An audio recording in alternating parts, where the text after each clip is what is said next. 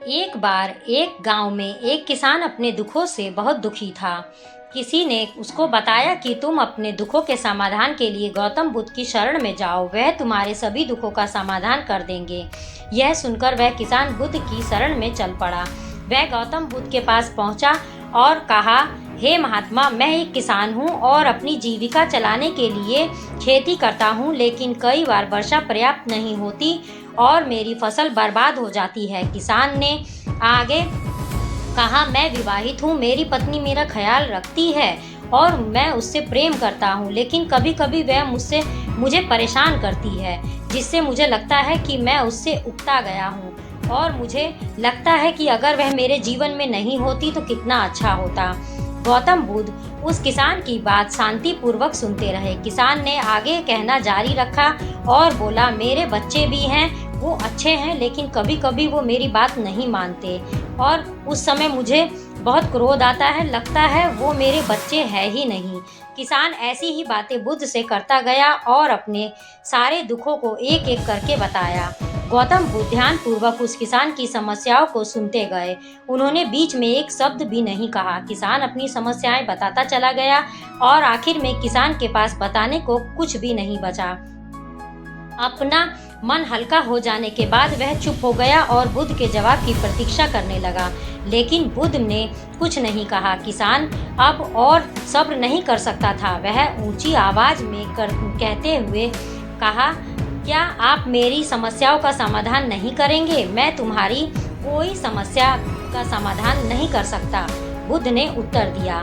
किसान को अपने कानों पर यकीन नहीं हुआ। ये आप क्या कह रहे हैं? लोग कहते हैं कि आप सभी के दुखों का निवारण कर देते हैं, तो क्या आप मेरे दुखों का निवारण नहीं करेंगे?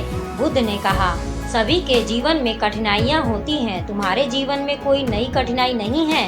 ये कठिनाइयाँ तो सभी के जीवन में आती हैं। कभी मनुष्य सुखी होता है तो कभी दुखी, कभी उसे पराये अपने लगने लगते हैं, कभी उसे अपने पर लोग पराये लगने लगते हैं। ये जीवन चक्र है, इनमें कोई नहीं निकल सकता। वास्तविकता में हमारा जीवन कठिनाइयों से भरा हुआ है।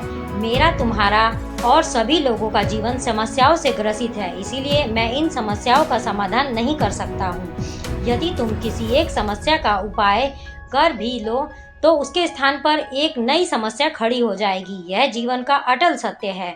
यह सुनकर किसान क्रोधित हो गया और बोला, सब लोग कहते हैं कि आप परमात्मा हैं। मैं यहाँ एक आस लेकर आया था कि आप मेरी समस्या सहायता करेंगे। अगर आप मेरी समस्याओं का समाधान ही नहीं कर सकते तो मेरा आना व्यर्थ हुआ। इसका मतलब सभी लोग झूठ बोलते हैं, मैं बेकार ही आपके पास आया। इतना बोलकर किसान उठकर जाने लगा। तभी बुद्ध ने कहा, मैं तुम्हारी इन समस्याओं का समाधान तो नहीं कर सकता हूँ, लेकिन हाँ, मैं तुम्हारी एक समस्या का समाधान कर सकता हूँ। किसान ने आश्चर्य से कहा, इन समस्याओं के अलावा दूसरी समस्या? भला वह कौन सी समस्या है? बुद्ध ने कहा, वह यह है कि तुम नहीं चाहते कि तुम्हारे जीवन में कोई समस्या हो। इसी समस्या के कारण ही दूसरी कई नई समस्याओं का जन्म हुआ है। तुम इस बात को स्वीकार कर लो कि सभी के जीवन में समस्याएं होती हैं, कठिनाइयां होती हैं। तुम सोचते हो कि तुम इस दुनिया के सबसे ज्यादा दुखी हो और तुम्हारे जितना कोई दुखी नहीं है। तुम अपने आसपास देखो, क्या वो लोग तुमसे कम दुखी हैं? तुम्हें अपना दुख बड़ा लगता है, लेकिन जो लोग तुम्हारे आसपास रहते हैं उनका दुख बड़ा होता है। इस दुनिया में सभी को अपना दुख बड़ा लगता है, चाहे दुख छोटा हो या फिर बड़ा हो, लेकिन वह जिसके साथ घट रहा है उसके लिए वह दुख बड़ा प्रतीत होता है। अगर तुम ध्यान पूर्वक देखोगे तुम समझ जाओगे कि यह जीवन सुख दुख से भरा हुआ है। इसको तुम कभी नहीं बदल सकते हो, लेकिन हाँ, तुम सुख दुख से ऊपर अवश्य उठ सकते हो। यह तुम्हारे लिए संभव है। सुख और दुख को हम आने से रोक नहीं सकते, लेकिन सुख और दुख को हम पर कोई प्रभाव न पड़े ऐसी व्यवस्था हम कर सकते हैं। और इनकी शुरुआत इस तथ्य को समझने के साथ शुरू होती है कि हम कुछ भी कर लें, जीवन में सुख दुख आने ही हैं, लेकिन हमें उनसे विचलित नहीं होना चाहिए। इसीलिए आज से तुम यह चाहना छोड़ दो कि तुम्हारे जीवन में कोई समस्या ही ना आए, और तब तुम जीवन में आने वाले सुख दुख को स्वयं में समा सकोगे। तूफान के मध्य में भी शांत रह सकोगे और हर्षोल्लास के शोर में भी संतुलित रह पाओगे।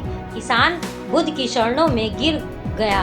वह समझ चुका था कि अब उसे क्या करना है। मित्रों, यह जीवन सुख दुख से भरा हुआ है। ऐसे में यह सोचना गलत है कि दुख कभी आए ही नहीं। इस कहानी में भगवान बुद्ध द्वारा कही गई बातें हमें सुख दुख से घबराना का या सुख में अत्यंत उत्साहित होने की जगह एक संतुलित जीवन जीने का संदेश देती है। यदि कहानी अच्छी लगी हो तो एक लाइक और मेरे चैनल को सब्सक्राइब जरूर करिएगा। धन्यवाद।